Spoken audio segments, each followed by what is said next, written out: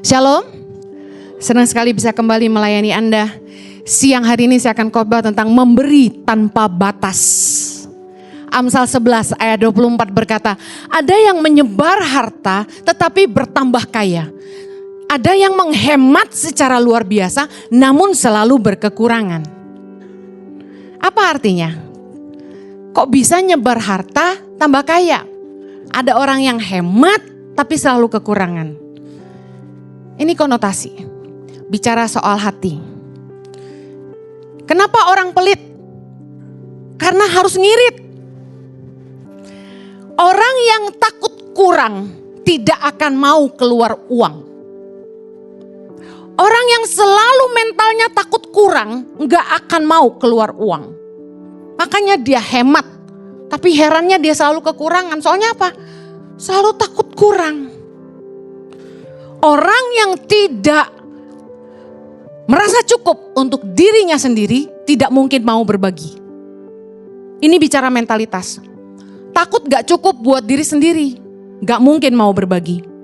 Amsal 21 ayat 26 berkata gini, keinginan bernafsu sepanjang hari, tetapi orang benar memberi tanpa batas. Kok gak ada banyak yang amin? Yang bikin manusia tuh selalu merasa kurang dan gak pernah cukup adalah keinginan. Makanya saya pernah khotbah tentang hati-hati tentang keinginan kita. Keinginan manusia tuh gak ada habisnya. Amsal 27 ayat 20 bilang gini, dunia orang mati dan kebinasaan tidak akan puas. Demikianlah mata manusia apa? Tak akan puas. Lihatin aja, makin kaya makin banyak maunya. Makin melimpah, makin besar pengeluarannya. Saya mata kita nih, lihat apa mau. Orang yang kaya bukanlah orang yang punya banyak, tapi orang yang menabur banyak. Kaya atau miskin, itu tergantung hati. Kaya bukan hanya bicara angka Bapak Ibu. Tapi seberapa besar hati orang itu. Percuma kaya raya kalau mentalnya miskin. Percuma kaya kalau hatinya miskin. Saya kasih contoh, ada orang-orang yang sebenarnya secara keuangan tuh berlebih. Tapi gak pernah merasa cukup untuk dirinya sendiri. Sudah melimpah masih serakah. Sudah punya lebih masih mencuri. Sudah cukup kaya, tapi masih ngambil hak orang lemah. Bukankah banyak?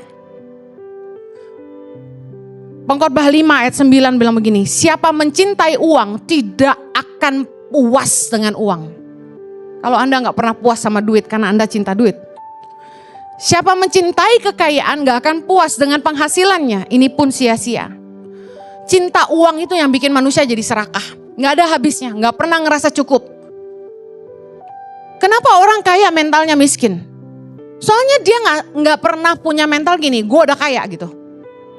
Coba dia mikir, gue udah kaya, dia akan merasa cukup. Tapi karena dia selalu merasa kurang, itu yang bikin mentalnya jadi miskin. Lihat pejabat-pejabat di Indonesia yang terkenal katanya korupsi. Apakah mereka belum berlebih? Ada orang-orang kaya yang bisa menindas hak orang lemah di bangsa ini. Apakah mereka tidak kaya? Lukas 12, Yesus bicara tentang orang kaya yang berlimpah-limpah hartanya. Sampai lumbungnya penuh udah gak cukup. Dia bangun lumbung yang lebih besar lagi. Yesus berkata dalam Lukas 12 ayat 15, berjaga-jagalah dan waspadalah terhadap segala ketamakan, sebab walaupun seorang berlimpah-limpah hartanya, hidupnya tidaklah tergantung daripada kekayaannya. Kita hidup butuh uang, tapi hidup kita gak bergantung sama uang. Yang nentuin hidup kita tuh Tuhan. Orang seringkali ninggalin Tuhan demi uang. Padahal Tuhanlah yang memberikan kita kekuatan untuk memperoleh kekayaan. Orang yang kaya di mata Allah, firman Tuhan Yesus ajarkan di ayat ini adalah orang-orang yang bisa berkata cukup buat dirinya sendiri. dan punya lebih untuk dibagi. Orang biarpun hartanya banyak, tapi kalau dia nggak pernah bisa berkata cukup buat dirinya sendiri, dia nggak akan pernah berbagi sama orang lain. Banyak orang kaya tapi pelit. Indonesia tuh bukan kekurangan orang kaya, saya kasih tahu. Menurut Anda orang di Indonesia banyak orang kaya nggak? Sementara dunia krisis ekonomi, orang Indonesia pergi liburan, bangun properti, lagi pandemi aja bangun rumah. Saya kan banyak keliling ke kota-kota, pulau-pulau ya. Di Jawa tuh diem-diem banyak orang kaya loh. Semarang, Solo, konglomerat tuh. Di Papua aja banyak orang kaya. Di Halmahera aja banyak orang kaya. Yang bunyi duitnya tuh MM. Tapi herannya daerahnya miskin. Indonesia bukan kurang orang kaya. Indonesia cuma kebanyakan orang serakah. Kalau orang kaya tuh mentalnya kaya, dia bisa mikir gue udah punya lebih, gue harus bagi. Ada gak orang kaya yang gitu? Banyak. Tapi sayangnya gak cukup. Kebanyakan orang kalau memberi pasti ada tujuannya. Pemerintah dibantu sama orang kaya, itu kenapa? Karena supaya proyeknya lancar. Kenapa kalau jadi caleg susah di Indonesia? Kenapa mesti punya banyak duit? Supaya dilancarkan jalannya. Tetapi ada titipannya. Kalau you naik jadi bupati, kalau you naik jadi menteri, you jangan lupa pesan sponsor. Ada amin? Saya kasih tahu ya. Jarang orang kaya tuh tulus kalau berbagi. Saya gak ngomong gak ada loh ya. Saya bilang jarang, jangan marah. Ntar ada yang bilang gini, selama ini gue nabur buat tangan pengharapan, gue gak kasih tahu lu. Gue tulus tahu, puji Tuhan. Karena Yesus bilang lebih baik kalau memberi sedekah itu orang gak perlu tahu. Bapamu yang melihat yang tersembunyi akan membalasnya kepadamu. Kalau saya tahu, saya cuma bilang gini, kamsyah. Terima kasih. Arigato gozaimasu. Sheshe. Udah segitu doang kata firman Tuhan. Tapi kalau Tuhan yang balas lebih dari yang kamu tahu. Orang benar kata firman Tuhan memberi tanpa batas. Soalnya apa? Soalnya dia tahu kebenaran. Bahwa orang yang menabur tidak akan pernah kekurangan. Bahwa orang yang menabur pasti menuai. Firman Tuhan berkata, orang yang memberi belas kasihan pada orang lemah, memiutangi Tuhan yang pasti akan membalasnya. Pasti akan membalasnya. Jangan pernah takut. Nabur tuh gak boleh takut. Makin banyak nabur makin kaya loh, gue bilangin. Saya gak pernah lihat orang yang murah hati tuh miskin, gak ada. Kecuali dia korupsi, jadi murah hati tapi korupsi gitu. Murah hati tapi jahat sama bini, ya gak diberkati. Karena banyak orang kelihatannya murah hati, tapi hanya untuk pencitraan. Saya pernah cerita di khotbah saya ketemu pengusaha. Walah, ketemu gue langsung gini. Lu jadi anak gue aja gitu. Terus nyeritain harta dia. Gue punya aset di Australia. Gue punya aset, dia sebutin titik-titiknya di Australia. Kan saya tinggal di sana. Jadi saya tahu, dia sebutin tuh di Sydney di Double Bay. Weh, gak main-main loh. Itu pabrik sereal itu punya saya. Udah pasti duitnya ngebeseri. Bener gak? Kayaknya luar biasa. Dia bilang dia ngangkat saya anak. Kagak ada warisannya. Payah dah. Dia bilang, kamu kalau butuh apa-apa, telepon saya. Puji Tuhan gembalamu ini gak punya mental pengemis. Gak pernah minta-minta. Jangan bikin malu Tuhan, amin. Coba yang mentalnya aji mumpung. Saya lagi bangun rumah Pak. Batanya masih kurang, gentengnya masih kurang, mau bikin kolam renang. Aji mumpung kan. Tapi saya sepeser pun tidak pernah minta. Saya sekali doang ketemu dia langsung terpesona lihat saya langsung ngangkat saya anak gitu. Puji Tuhan ya. Tapi gak ada untungnya. Buat apa berjanji kalau gak ditepati? Orang benar memberi tanpa batas. Orang yang pencitraan ngasih sekali doang nuntutnya banyak, gue bilangin. Hanya orang yang punya mental lebih yang pasti mau berbagi. Contoh, saya tuh kalau dikasih makanan sama orang, ya, minta maaf loh kalau sampai gini. Gak saya makan terus saya kasih ke yang lain tuh minta maaf sekali loh. Karena saya mikir gini, gue udah gendut, lemak udah berlebih. Benar gak? Jadi sadar udah lebih nih. Lapar juga enggak. Jadi saya tuh belum lapar udah ada makanan lagi. Belum lapar udah ada makanan lagi. Deket saya mau makan mulu. Puji Tuhan nih, Dermaster membantu saya jadi langsing. Kalau enggak, aduh kayaknya saya 80 kilo tahun ini. Saya suka ngasih makan orang. Kenapa? Karena saya ngerasa gini, buat saya tuh udah cukup. Satu juga gak habis. Percaya gak, saya ke luar negeri beli coklat. Begitu banyak. Sebatang pun gak gue makan. Ada 1-2 merek yang saya suka, saya nyomot 1 biji aja. Selebihnya kasih orang. Anak saya juga gak rakus. Di kulkas tuh coklat bisa sampai expired gue buang. Jadi daripada dia juga gak makan, tiap kali saya dikasih orang, saya langsung tanya sama yang kerja di rumah, kamu mau gak ini? Kamu gak mau? Kantor, asrama, orang, pengerja, semua gue bagi. Tak tersisa. Karena merasa punya lebih, makanya saya suka bagi. Ada orang yang merasa gini, sayang kasih orang, simpen aja di freezer, besok-besok gue makan. Tuh orang serakah. Makan juga enggak, tapi lu biarin expired di kulkas lo. Pulang periksa kulkas. Kalau freezer lu sampai kepenuhan, berarti lu serakah. Orang tuh cukup-cukup aja kayak mana. Amin, duit boleh ditabung, makanan jangan. Lebih enak makanan fresh, ces, streng. Kenapa harus di freezer? Kasih orang. Lihat aja dari cara Anda pelit sama makanan, udah kelihatan pelit memang nih orang. Bener gak? Kalau sama makanan aja pelit, gimana yang lain? Orang yang punya mental, saya sudah punya lebih, yang pasti akan berbagi. Kenapa orang kaya mentalnya miskin? Karena selalu mikirnya kurang. 1 Timotius 6 ayat 17. Yang merasa kaya baca yuk.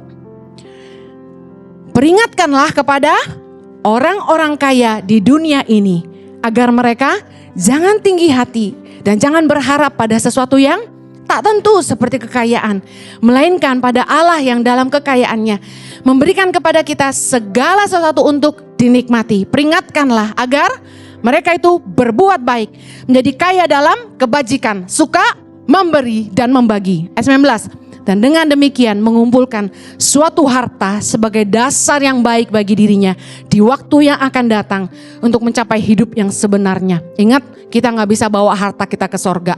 Yang bisa ikut ke sorga hanya taburan kita buat orang lemah. Yesus sendiri yang ngomong. Lukas 12 ayat 33. Jualah segala milikmu dan berikanlah sedekah. Buatlah bagimu pundi-pundi yang tidak dapat menjadi tua. Suatu harta di sorga yang tidak akan habis. Yang tidak dapat didekati pencuri dan tidak dirusakkan ngengat. Masih banyak ayat yang lain, tapi Yesus bilang, yang ikut kita ke sorga cuma taburan kita. Harta gak ikut, apalagi istri. Gak ada, belum pernah saya menyaksikan suaminya sebaik apapun, istrinya mau ikut mati nyemplung ke dalam peti, gak ada. Sesak napas. Sayang jangan tinggalkan aku mau mati sama kamu. Coba anaknya bilang gini, sok. Silakan, yuk mama masuk yuk. Dikremasi sekalian ya. Gak jadi, katanya gitu. Sayang kan mama masih muda, pipi masih kenceng, nanti nikah lagi, katanya gitu. Haleluya. Orang yang kaya di mata Allah adalah mereka yang mungkin gak punya banyak tapi memperkaya banyak orang. Amen. Mungkin Anda sederhana. Mungkin Anda gak sekaya orang-orang lain. Tapi Anda bisa menunjukkan kemurahan sama orang banyak. Saya kasih tahu Anda lebih kaya daripada orang kaya. Saya ngobrol sama suami saya, kita nih seperti orang kaya. Saya bilang kenapa seperti? Karena sebenarnya kami ini sepertinya memiliki segala sesuatu tapi kami nggak memiliki apapun gitu. Yayasan Tangan Pengharapan tuh bangun sekolah di mana-mana. Asrama ada 8. Saya kasih tahu, saya nggak pernah merasa memiliki Yayasan Tangan Pengharapan. Karena memang bukan punya saya. Saya sama suami cuma dipercaya Tuhan mengelola Tangan Pengharapan. Anak saya bilang gini, Mami, you are rich. You own the foundation. Saya bilang gini, no. If I'm the owner, I can take the money. Iya dong, kalau itu punya kita bisa ambil uangnya, bener gak? Itu baru punya kita. Apapun yang kita gak bisa ambil itu bukan punya kita. Seolah-olah kita punya, tapi kita gak punya. Orang kalau ngeliatin rumah saya baru sadar, ih yayasannya gede, rumahnya kecil. Kita mah sederhana. Gak banyak harta, aduh kadang-kadang duit di rekening udah menipis. Saya cerita sama anak-anak di asrama kemarin saya pulang dari asrama Atambua dan Kupang. Kalian kan gak pernah tahu, mama tuh kadang sampai gak punya uang di rekening loh. Setiap kali saya nabur, saya gak pernah berhitung. Memberi tanpa batas. Batasan saya sampai Tuhan bilang gini, cukup. Selama Tuhan bilang tabur, beri, Tuhan ingetin saya, angpauin. Makanya di tas saya selalu ada angpau kosong. Yang sewaktu-waktu Tuhan bilang, gerakin ke saya, berkati. Cepet-cepet ngambil duit di dompet, isi angpau, kasih orang. Jadi saya tuh sama suami memberi itu tanpa batas. Orang kalau di YouTube tuh nanya gini, Bu Heni, khotbahlah tentang perpuluhan. Apakah kita wajib memberi perpuluhan? Gue jawab, pelit lu. Yang 10% aja lu mikir lama. Kalau Tuhan mikir ngasih napas lu sehari, pusing lu. Saya sama Jojo tuh gak pernah, Pastor Jojo, saya tuh gak pernah sama suami tuh berhitung-hitung. Tuhan, ini udah 20% loh. Gak pernah. Tuhan, udah 40% loh. Gak pusing. Duit habis ya habis, nanti Tuhan kasih lagi. Dan buktinya hari ini kami gak kekurangan. Mungkin harta kami gak banyak, mungkin kami gak kaya raya, tapi kami didandani Tuhan dan disertai Tuhan seperti orang kaya. Saya udah ceritakan, orang sampai ngasih kita mobil lah. Orang sampai kasih saya duit buat bangun rumah lah. Orang sampai bayarin sekeluarga tiket ke LA lah, bayarin tiket ke Kanada lah. Jalan mah gesek kartu kredit bayarnya besok. Ada yang tiba-tiba saya lagi di mana dikasih orang, Bu Heni ini buat pengeluaran selama di sini. Aduh puji Tuhan. Tapi kalau nggak ada ya tetap struggling bos. Judulnya ke Kanada tapi gesek kartu kredit juga. Sama kita. Dengar baik. Tapi saya nggak pernah merasa saya miskin. Meskipun saya nggak punya banyak. Dan saya setuju bahwa orang yang kaya bukanlah orang yang punya banyak, tapi orang yang menabur banyak. Mungkin Anda nggak punya banyak, tapi Anda memperkaya banyak orang. 2 Korintus 6 ayat 10. Sebagai orang miskin namun memperkaya banyak orang. Saya senang kalau lewat hidup saya banyak orang jadi kaya. Mudah-mudahan dengan saya ngomelin jemaat terus supaya punya mental yang excellent. Dari kerek-kerek jadi kaya, amin. Dari mulai mentalnya pelit-pelit jadi murah hati, amin. Dari menantu sama mertua yang suka berantem jadi disayangin terus dapat warisan, ada amin. Saya mau share tentang ini. Kekayaan tidak selalu ukuran hidup dalam berkat Tuhan. Katakan hidup dalam berkat Tuhan. Ini 2 hal yang berbeda. Kekayaan dan hidup dalam berkat Tuhan adalah 2 hal yang berbeda. Kekayaan hanya bagian dari berkat Tuhan. Katakan amin. Saya mau kasih bukti bahwa kekayaan tidak selalu menjadi ukuran orang hidup dalam berkat Tuhan. Yang pertama, ada orang-orang yang sudah punya banyak tapi tamak. Serakah, gak ada habisnya, gak cukup-cukup. Harta udah semonas tapi gak pernah puas. Tahukah Anda, tidak pernah puas adalah hukuman Allah. Ada orang yang makan banyak tapi gak bisa kenyang. Lihat Hosea 4. Ayat pertama, kita baca sama-sama ayat 1, 2, 3, lalu 9, 10. Dengarlah firman Tuhan, hai orang Israel. Sebab Tuhan mempunyai perkara dengan penduduk negeri ini. Sebab tidak ada kesetiaan dan tidak ada kasih. Dan tidak ada pengenalan akan Allah di negeri ini. Hanya mengutuk, berbohong, membunuh, mencuri, berzina, melakukan kekerasan dan penumpahan darah, menyusul penumpahan darah. Sebab itu negeri ini akan berkabung dan seluruh penduduknya akan merana. Juga binatang-binatang di padang dan burung-burung di udara, bahkan ikan-ikan di laut akan mati lenyap. Ayat 9. Maka seperti nasib rakyat, demikianlah nasib imam. Aku akan menghukum dia karena tindakan-tindakannya. Dan aku akan membalaskan perbuatan-perbuatannya kepadanya. Ayat 10 sama-sama yuk. Mereka akan makan tetapi tidak menjadi kenyang. Mereka akan bersundal tapi tidak menjadi banyak. Sebab mereka telah meninggalkan Tuhan untuk berpegang pada sundal. Satu lagi, Hagai 1 ayat 6. Sama-sama baca. Kamu menabur banyak tetapi membawa pulang hasil sedikit. Kamu makan tetapi tidak sampai kenyang. Kamu minum tapi tidak sampai puas. Kamu berpakaian tapi badanmu tidak sampai panas. Dan orang yang bekerja untuk upah, ia bekerja untuk upah yang ditaruh dalam pundi-pundi yang berlubang. Artinya apa? Kayaknya bocor gitu berkatnya. Kerja keras gak ada hasilnya gitu. Ada orang yang bisnis-bisnis tapi rugi melulu. Lihat, tidak puas adalah hukuman Allah bagi orang-orang serakah. Saking orang tuh serakah, udah sama Tuhan dicemplungin aja. Keinginannya yang tidak pernah puas itu menjadikan dia tidak pernah puas. Makan banyak tapi gak kenyang. Orang tamak.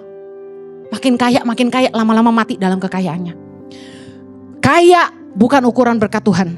Satu lagi. Kaya tapi gak bisa tidur nyenyak. Pengkhotbah 5 ayat 11 kita baca. Enak tidurnya orang yang bekerja. Baik ia makan sedikit maupun banyak. Tetapi kekenyangan orang kaya sekali-kali tidak membiarkan dia tidur. Banyak orang kaya sulit tidur. Sementara supirnya tidur di bagasi pun tidur. Heran kan? Siapa bilang berkat Tuhan ukurannya selalu kekayaan? Bisa tidur nyenyak itu berkat Tuhan. Bisa merasa kenyang dan puas itu berkat Tuhan. Amin. Kebayang gak orang yang gak pernah puas tuh hidupnya kayak gak happy gitu loh. Yang berikutnya, bukti bahwa kekayaan bukan satu-satunya ukuran berkat Tuhan. Punya banyak tapi gak bisa diterusin ke anak. Pengkhotbah 5 ayat 13. Baca yuk. Dan kekayaan itu binasa oleh kemalangan. Sehingga tak ada satupun padanya untuk anaknya. Sebagaimana ia keluar dari kandungan ibunya, demikian juga ia akan pergi. Telanjang seperti ketika ia datang, dan tak diperolehnya dari jeripayanya sesuatu pun yang dapat dibawa dalam tangannya. Ini pun kemalangan yang menyedihkan. Sebagaimana ia datang, demikian pun ia pergi. Dan apakah keuntungan orang tadi yang telah berlelah-lelah menjaring angin? Lihat, suatu hukuman Allah bagi orang serakah adalah dia punya banyak tapi gak ada yang diturunin ke anak. Saya pernah saksikan di salah satu khotbah saya sudah lama. Bagaimana orang yang kaya raya ketika dia meninggal, anaknya tidak bisa teruskan. Akhirnya habis semuanya. Hutangnya banyak dan tidak bisa dilunasi. Akhirnya anaknya tidak punya apa-apa. Anak cucunya miskin. Padahal selama bapaknya hidup kaya raya luar biasa. Anaknya hidup bermewah-mewah. Lagi satu lagi. Kekayaan bukan selalu ukuran berkat Tuhan, adalah kekayaan yang mendatangkan kecelakaan. Pengkhotbah 5 ayat 12. Ada kemalangan yang menyedihkan kulihat di bawah matahari. Kekayaan yang disimpan oleh pemiliknya menjadi kecelakaannya sendiri. Banyak orang yang jadi celaka karena harta. Kenapa orang kaya banyak yang tidak merasa aman? Karena dia punya banyak, dia bingung bagaimana ngelolanya. Orang yang punya rumah di mana-mana, kalau nggak dikontrak terbengkalai. Rumah kalau nggak ditinggal rusak, betul? Tapi kalau dikasih ke saudara, dia yang ngongkosin rumahnya. Bingung. Makanya punya banyak tuh bingung. Makanya pengkhotbah bilang semakin bertambahnya harta, makin banyak juga orang yang menghabiskannya. Karena waktu kita kaya semua saudara nempel sama kita. Tolong gua dong, tolong gua dong. Kanan kiri nempel. Benar firman Tuhan. Makin bertambah kaya makin banyak orang yang ngabisinnya. Ada lagi yang terakhir. Kaya tapi hidup dalam kegelapan dan kesedihan. Pengkhotbah 5 ayat 16. Malah sepanjang umurnya ia berada dalam kegelapan dan kesedihan. Mengalami banyak kesusahan, penderitaan dengan kekesalan. Orang yang cinta uang tadi dikatakan. Sepanjang umurnya berada dalam kegelapan dan kesedihan. Mengalami banyak kesusahan, penderitaan dan kekesalan. Saya kasih tahu, harta nggak jaminan orang bahagia. Kadang-kadang orang kaya bisa sendiri merasa kesepian. Dia akan sadar bahwa orang-orang yang ada di sekeliling dia, mungkin pasangannya juga, hanya mau sama dia karena ada tujuan, punya kepentingan. Orang kaya tuh kasihan, kesepian, karena tahu bahwa gak banyak orang yang tulus mengasihi dia. Coba kalau kita gak punya apa-apa, kira-kira setia gak istrinya sama dia? Coba dia gak punya apa-apa, suaminya setia gak sama dia? Saya justru banyak konseling tuh orang-orang yang kelebihan duit tapi masalah banyak. Sampai kadang-kadang saya bingung gitu. Saya sama suami gak kaya raya tapi hidupnya damai sejahtera. Hidupnya bahagia. Dikasih berkat sama Tuhan begitu banyak, disayangin anak-anak banyak. Kesana sini lihat kebaikan Tuhan. Disediain Tuhan ini dan itu. Tanpa minta, tanpa mikir. Bahkan gak pernah didoain. Tuhan ngasih saya ini, enggak. Tapi kita bisa lihat kebaikan Tuhan menyertai hidup kita. Padahal kita gak punya banyak loh. Dulu saya hampir nikah sama orang kaya. Untung gak jadi. Untung nikahnya sama hamba Tuhan yang takut Tuhan. Karena diberkatilah laki-laki yang takut akan Tuhan. Amin. Saya percaya harta bukan segalanya. Makanya saya dari dulu tuh jadi cewek gak matre. Biarpun yang naksir saya jauh lebih kaya dari Jojo, bawanya Lexus. Jojo bawanya Katana. Ya. Nyicilnya mobil bekas yang murah-murah gitu ya. Tapi waktu kami nikah, dari Jojo gak punya apa-apa. Saya lihat orang yang takut Tuhan tuh diberkati. Amen. Pelan-pelan kami berdua nyicil rumah dari rumah kecil. Pelan-pelan. Saya dari umur 25 udah nyicil rumah berdua. Tuhan tuh berkati kami pelan-pelan. Suka dukanya banyak tapi bahagia. Kaya bukan ukuran kebahagiaan. Selalu saja ada yang komentar di Instagram. Tapi untuk bahagia butuh dana. Uang memungkinkan segalanya kata firman Tuhan. Saya gak bilang duit gak butuh uang. Tapi uang bukan segalanya. Hidup sehat, dicintai, damai sejahtera, bisa tidur nyenyak, bisa menikmati hidup. Itu berkat Tuhan yang lebih luar biasa. Amin. Saya udah buktikan di hidup saya. Harta gak banyak tapi saya bisa nikmati hidup saya. Ukuran bisa nikmatin itu adalah rasa syukur. Banyak orang miskin yang saya temuin, maaf ya. Gak mewah rumahnya, rumah tangganya sederhana. Tapi gak pernah ribut. Suami istri akur, bisa saling sayang, anak-anaknya baik. Jadi orang semua bahasanya gitu. Tapi ada orang yang rumahnya segedong. Rumahnya banyak di seluruh dunia. Tapi suami istri bertengkar, kalau udah bertengkar satu di Singapura, satu di Jakarta, satu di Hong Kong, satu di Singapura gitu. Gak mau bareng-bareng. Ada amin gak? Banyak deh tuh rumah tuh. Jangan-jangan istrinya ke sana ada pacar, istrinya ke sana ada pacar. Suaminya ke sana ada pacar. Katanya bukan istri muda, pacar katanya gitu. Saya kasih tahu. Kejarlah kebajikan, kejarlah takut akan Tuhan. Berkat Tuhan dalam hidup kita adalah ketika kita bisa mengecap kebaikan-kebaikan Tuhan. Mazmur 103 ayat 5 berkata, Dia yang memuaskan hasratmu dengan kebaikan. Katakan amin. Berkat Tuhan yang sesungguhnya.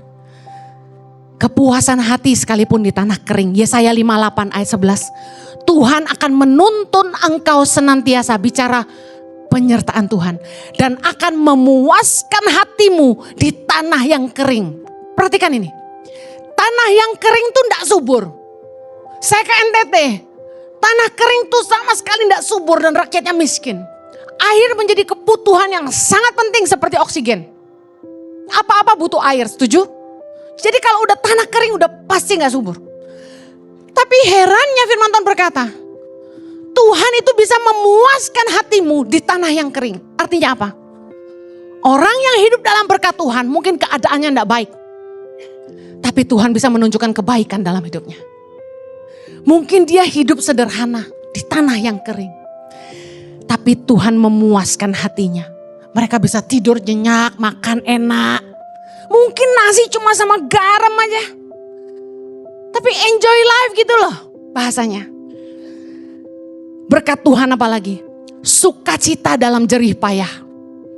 Pengkhotbah 5 ayat 11. Enak tidurnya orang yang bekerja baik, ia makan sedikit maupun banyak. Tetapi kekenyangan orang kaya sekali-kali tidak membiarkan dia tidur. Orang bilang kalau lapar gak bisa tidur, betul gak? Tapi orang kaya kenyang gak bisa tidur. Kenyataan kan? Enak tidurnya orang yang bekerja, baik ia makan sedikit maupun banyak, bicara gini. Hidupnya mungkin gak melimpah, dia makan cuma sedikit. Tapi tidurnya enak. Kenapa? Ada rasa aman. Ada damai sejahtera, gak pusing. Gak takut dibunuh orang tengah malam. Gak takut dicuri. Gak takut istrinya digondol orang. Gak takut anaknya ngedrak. Tidurnya enak. Herannya anak-anak orang susah malah jadi orang yang luar biasa semua. Sekolah tinggi karena orang tuanya jadi tukang sapu, bukan berarti anaknya gak bisa jadi orang yang baik. Justru mereka tahu bersyukur bapaknya kerja keras buat dia belajar sungguh-sungguh. Anak-anak yang hidupnya nyaman malah belum tentu sekolahnya bener. Yang ngomong nih ngalamin. Lihat anak-anak saya yang saya adopsi. Dikasih beasiswa. Belajar itu mesti sampai saya teriak. Belajar! Kasih guru. Kadang-kadang saya marah, ini kok gak ada semangat juangnya untuk masa depan diri sendiri. Sampai saya marah sama mereka. Kamu tuh gak bisa hidup kayak gini. Suatu hari ini nanti Mama Heni gak ada lagi, siapa yang hidupin kamu? Kamu harus sekolah sungguh-sungguh mumpung Mama masih sehat. Bangun masa depanmu, jangan ngandelin orang tuamu. Banyak anak yang gak bersyukur, mereka gak ngerti. Banyak anak yang kita beasiswain, kuliah gak bener. Nyari kampus aja ogah-ogahan. Gak mau ikut tes UMPTN. Karena berpikir apa? Mama Heni baik, nanti aku dikuliahkan. Saya lihat orang-orang yang gak menghargai kasih karunia, gak akan berusaha. Tapi orang-orang yang miskin, yang tahu bersyukur bahwa berkat ini dari Tuhan, mereka akan berusaha sungguh-sungguh. Sukacita dalam jerih payah. Kita mungkin capek, tapi saya tuh sukacita banget. Saya pergi ke NTT kemarin 5 hari, capek, kurang tidur. Tapi saya happy, berada bersama dengan mereka tuh bikin bahagia. Kenapa saya bahagia? Saya turun tuh dari mobil, semua langsung teriak, "Ya, Mama Heni!" Saya udah kayak artis metal gitu loh. Diteriak-teriakin gitu sama anak-anak. "Mama Heni!" Wow, saya udah kayak artis. Beneran deh. Saya sampai jadi bingung, saya mesti gimana gitu. Ya tenang. Semua pada mau peluk, semua mau peluk. Begitu saya duduk di lantai, "Ayo deket-deket Mama." Langsung ngerumunin semua. Semua mau dekat. Aku sebelah Mama, rebutan gitu. Anda tahu bahagianya tuh luar biasa. Dicintai apa gak bahagia? Saya pulang mereka nangis semua. Mama, aku dipelukin. Rame-rame pelukin saya gak bisa bergerak. Nanti Mama terlambat nih ke bandara. Ayo udah. Sampai saya mau masuk mobil gak bisa. Dipegangin sama mereka, gak boleh pulang. Aduh, sukacita luar biasa. Duit gak bisa beli, saya kasih tahu. Dicintai itu duit gak bisa beli. Anda kaya belum tentu istrimu benar-benar cinta. Saya Jojo gak kaya, saya cinta setengah mati. Yang terakhir, berkat Tuhan itu kuasa menikmati hidup dan kebahagiaan. Pengkhotbah 5 ayat 18. Setiap orang yang dikaruniai Allah kekayaan dan harta benda dan kuasa untuk menikmatinya. Lihat, Anda kaya, kalau Anda tidak diberi kuasa sama Tuhan untuk menikmati, Anda tidak nikmati. Untuk menerima bagiannya dan untuk bersuka cita dalam jeripayanya. Juga itu pun karunia Allah, katakan amin.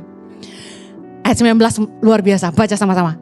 Tidak sering ia mengingat umurnya, karena Allah membiarkan dia sibuk dengan kesenangan hatinya. Wow, katakan amen. Ini berkat Tuhan yang paling keren. The Lord grant you happiness. Happy terus, sampai lupa umur, gak sadar tua gitu. Asal jangan jadi tua-tua keladi ya.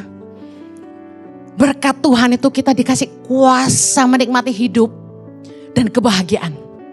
Happy banget gitu. Makanya awet muda, amin. Berkat Tuhan itu perlindungan Tuhan. Mazmur 91, dalam lindungan Allah. Orang yang duduk dalam lindungan yang maha tinggi dan bermalam dalam naungan yang maha kuasa.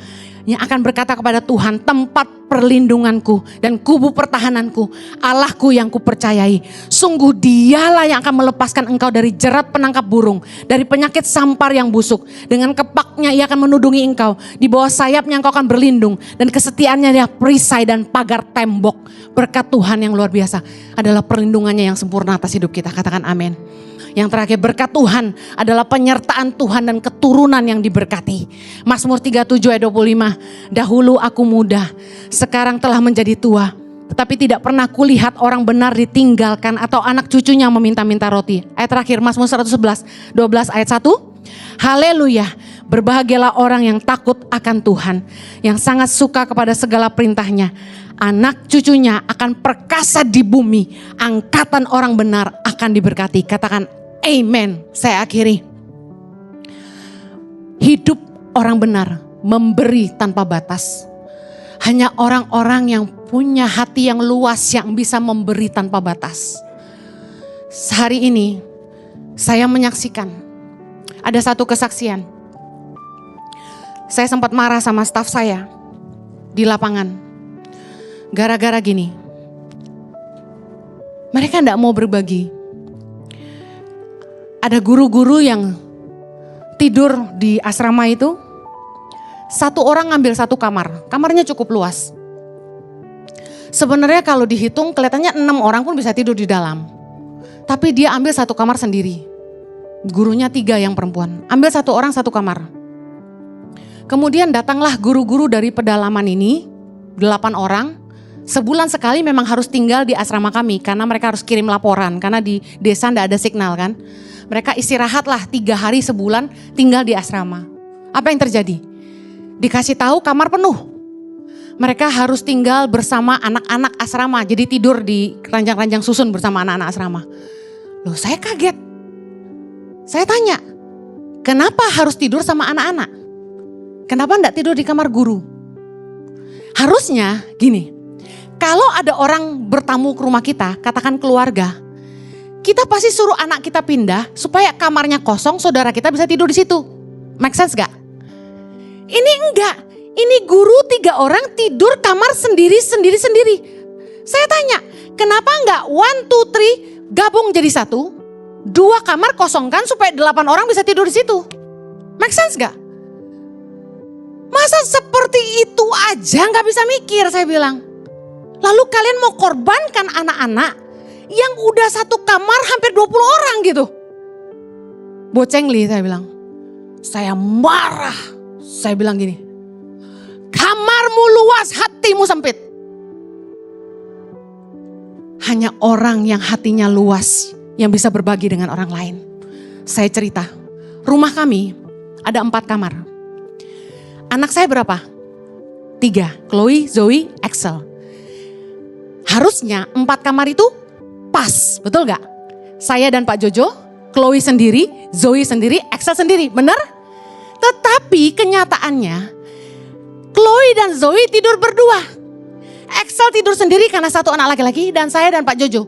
Satunya buat apa Bu Heni? Buat kamar tamu. Kalau ada hamba Tuhan yang butuh, kalau ada saudara yang butuh. Selalu rumah kami, sekecil apapun ada kamar tamu. Gak make sense buat orang-orang, anaknya 3, malah disuruh tidur berdua. Chloe Zoe ngomel, ini kebenaran di keluarga kami. Dia bilang gini, Eksa sendiri kenapa kami berdua? Kamarnya kecil banget. Jarak dari ranjang ke TV itu 60 cm, kejedok karena sempit. Lemarinya cuma 2 pintu, kecil. Dia bilang kami berdua, lemari cuma segini. Jadi kalau saya beliin baju baru, itu harus ada yang dikeluarkan baru bisa muat gitu loh. Saking gak muat, itu rak-rak shelfnya dicopotin supaya bisa tumpuk-tumpuk celananya tinggi. Saking sempitnya kamarnya. Itu anak kandung, kamar mandinya 1 kali 2,5 meter, bagi berdua. Kalau satu belum mau tidur, yang satu terganggu. Kenyataannya begitu sekarang. Karena mereka harus berbagi. Tapi saya ngajarin anak-anak saya dari kecil harus berbagi. Supaya kita bisa nolong orang lain kalau ada yang butuh. Ada staf yang sakit boleh tinggal di bawah di rumah kami. Kamar tamu kami bagus, bersih. Dan saya bikin kayak hotel supaya orang bisa nyaman tidur di situ. Saya kasih tahu. Saya aja founder yayasan. Saya kasih tahu guru-guru saya. Kamar rumahnya kecil aja masih bisa ngorbanin anak kandung saya untuk orang lain. Supaya kami punya kamar lebih buat dibagi. Kok kamu yang bukan yang punya yayasan, cuma kerja, kamar kamu mau ambil sendiri-sendiri dan kamarnya besar lagi. Anak saya aja separuh kamarmu, saya bilang. Kok bisa? Kaya miskin bukan urusan jumlah harta. Kaya miskin bukan banyak dan dikitnya harta. Tapi soal besar, kecilnya hati. Luas atau sempitnya hatimu. Kalau Anda pengen jadi orang yang kaya di mata Allah, belajarlah jadi orang benar yang memberi tanpa batas. Selama kita diberkati, kita harus jadi berkat. Yang mau katakan amin. Bapa di sorga, mampukan kami untuk terus jadi berkat buat banyak orang. Diberkati untuk jadi berkat. Berikan kami hati yang luas dan kemampuan berkata cukup untuk diri sendiri, supaya kami punya lebih untuk dibagi. Bapa, pakai hidup kami Tuhan, supaya terus jadi alat Tuhan, menjadi saluran berkat buat lebih banyak orang. Biarlah namamu dipermuliakan selalu. Kami bersyukur buat setiap harta, setiap berkat, kepercayaan yang Tuhan percayakan dalam hidup kami. Terpujilah Tuhan. Di dalam nama Yesus kami berdoa. Yang diberkati katakan, Amen. Have a blessed Sunday. God bless you. Take care.